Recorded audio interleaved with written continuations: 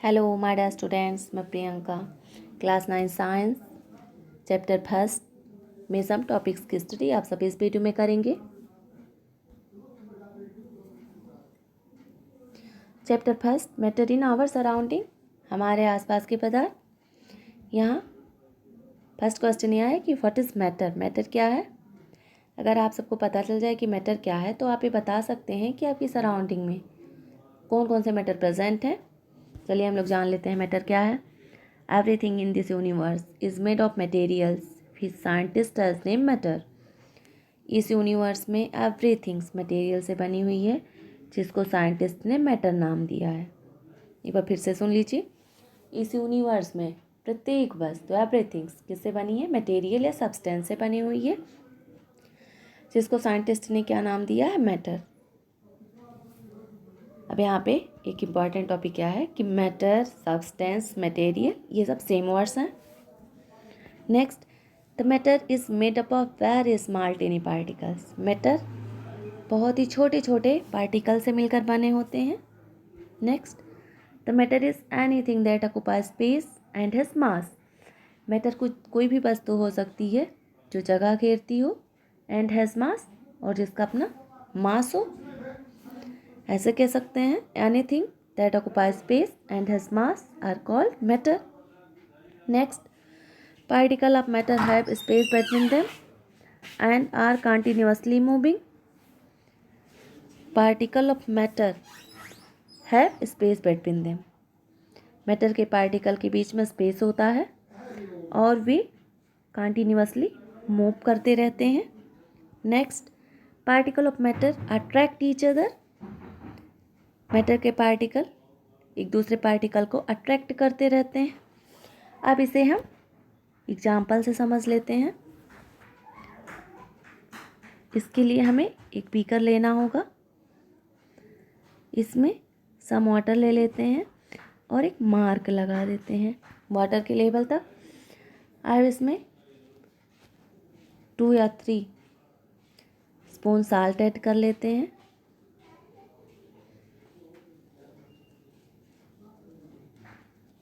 फिर इस साल्ट को डिसॉल्व कर देते हैं। अब हम लोग इस वाटर लेवल को चेक करते हैं कि वाटर लेवल जहाँ मार्क लगाया था वहीं है या इंक्रीज हो गया या डिक्रीज हो गया, या ऐसे कह सकते हैं कि वह लेवल कांस्टेंट है या इंक्रीज हुआ या डिक्रीज है। तो हम लोग देखेंगे कि जो हमने मार्क लगाया था वह सेम रहता है, कांस्टेंट रहता है, ना इंक्रीज होता है ना डिक्रीज होता है। तो इससे यह रिजल्ट निकलता है कि वाटर के जो पार्टिकल्स हैं उनके बीच में स्पेस है और जो हमने साल्ट डिसॉल्व किया वह उन स्पेसेस में चले गए जिससे वाटर का लेवल इंक्रीज नहीं हुआ। When we dissolve salt in water, the particles of salt get into the spaces between particles of water. Next example. Are continuously moving. if अगर एक बीकर में सम वाटर ले लें और इसमें सम ड्रॉप ऑफ इंक ऐड करें तो कुछ टाइम के बाद बीकर का पूरा वाटर ब्लू हो जाएगा। That means particle of matter continuously moving. Third है particle of matter attract each other.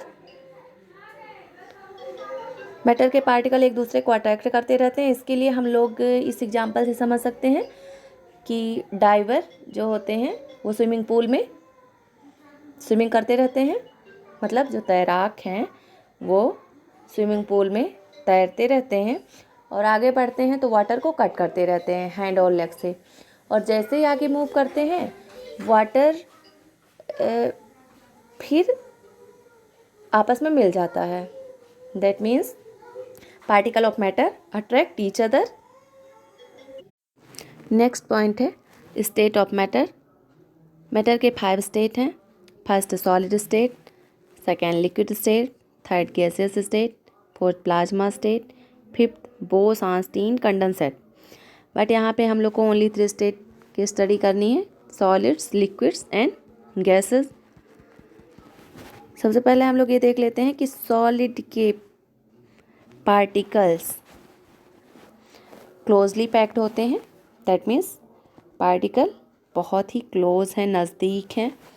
Liquid में पार्टिकल्स थोड़े दूर होते हैं और गैसेस में पार्टिकल्स बहुत दूर होते हैं।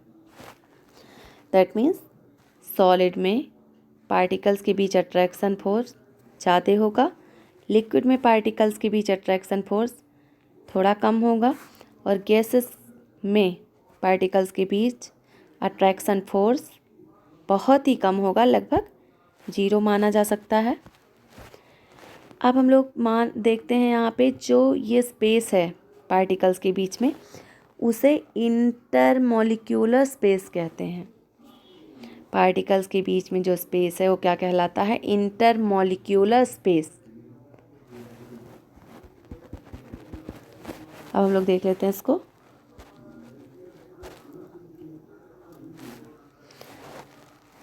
First, strong intermolecular force. Solid के पार्टिकल्स में क्या होता है?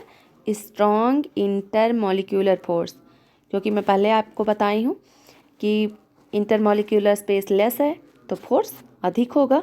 पार्टिकल्स एक दूसरे को बहुत ज़्यादा एक अपनी तरफ आकर्षित करेंगे, खींचेंगे। लिक्विड में वीक इंटरमॉलिक्यूलर फोर्स, स्पेस इसमें थोड़ा ज़्यादा है तो पार्टिकल एक दूसरे को कम अपनी तरफ अट्रैक्ट करेंगे, तो इंटरमॉलिक्यूलर फोर्स क्या होगा? वीक होगा।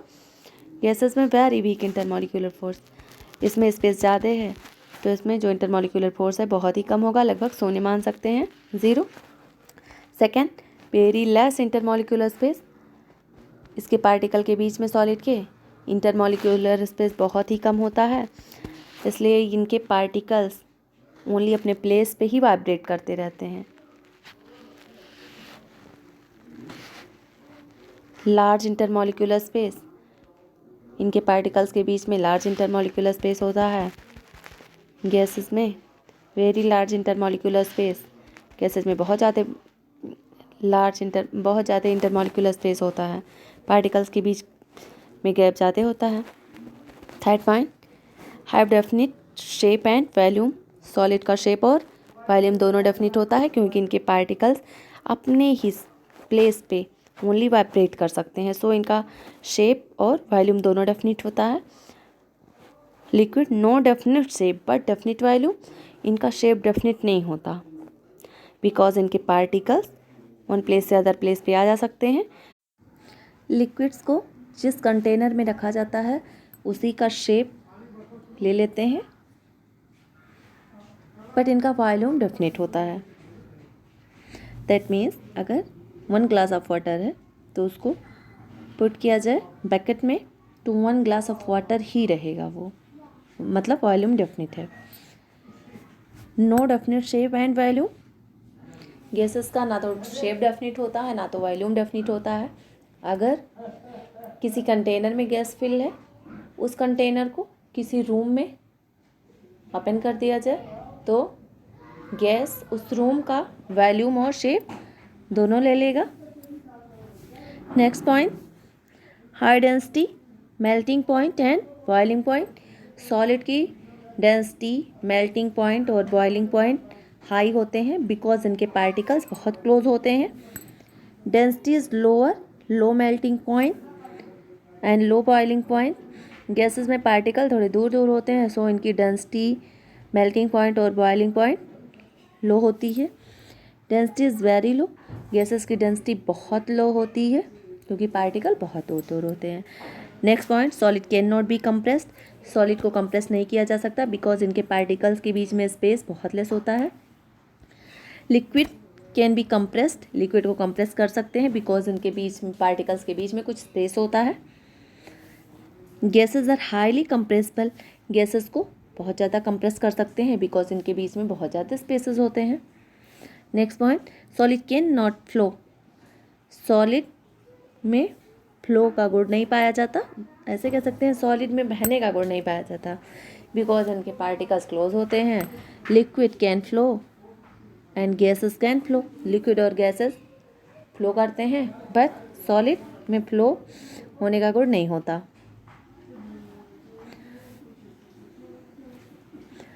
नेक्स्ट,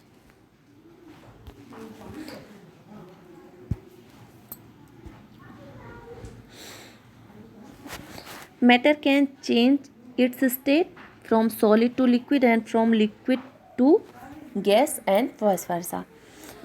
मैटर अपने स्टेट को चेंज कर सकते हैं सॉलिड से लिक्विड में और लिक्विड से सॉलिड में। चलिए देख लेते हैं। सॉलिड को अगर हीट दिया जाए तो यह लिक्विड में कन्वर्ट हो जाता है, और लिक्विड को अगर हीट दिया जाए तो यह गैसेस में कन्वर्ट हो जाता है, और गैस को अगर कूल कर दिया जाए, ठंडा कर दिया जाए, तो ये वापस लिक्विड में कन्वर्ट हो जाएगा, और लिक्विड को अगर फ्रीज कर दिया जाए तो यह सॉलिड में कन्वर्ट हो जाएगा।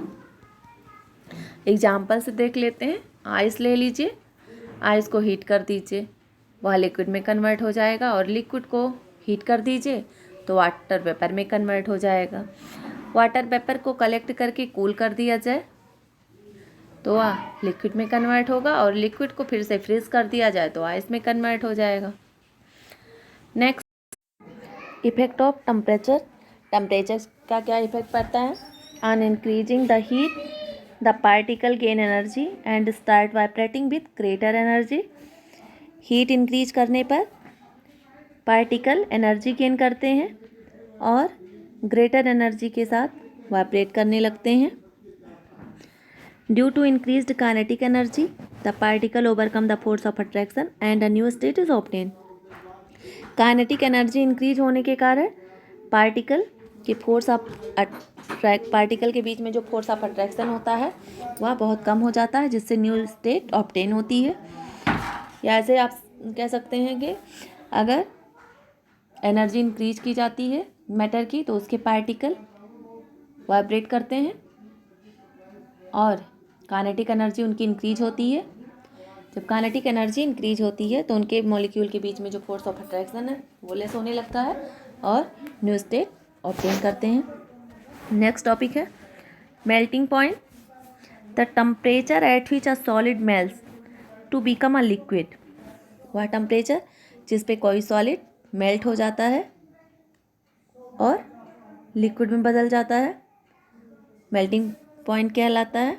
एक बार फिर से सुन लीजिए। The temperature at which a solid melts to become a liquid is called its melting point. वह टेम्परेचर जिस पर कोई सॉलिड लिक्विड में कन्वर्ट हो जाता है वह उसका मेल्टिंग पॉइंट कहलाता है। Next, boiling point. The temperature at which a liquid start boiling is known as its boiling point. वह टेम्परेचर जिस पे कोई लिक्विड बॉयल होना स्टार्ट कर देता है वह टेम्परेचर उसका बॉइलिंग पॉइंट कहलाता है। Boiling is a bulk phenomenon. आज के वीडियो में बस इतना ही। थैंक्स।